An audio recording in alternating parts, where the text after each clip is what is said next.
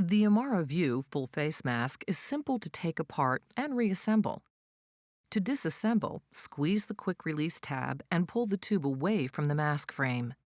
Undo the headgear straps and pull them out of the mask frame slots. Disconnect the headgear clips by twisting them away from the mask frame. Grasp the top and bottom of the mask cushion and gently pull it away. Do not pull the mask cushion by the nostril cushion opening.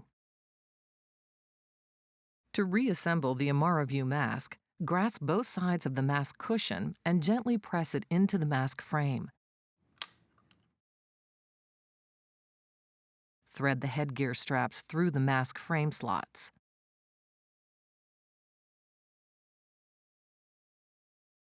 Push the headgear clips onto the mask frame.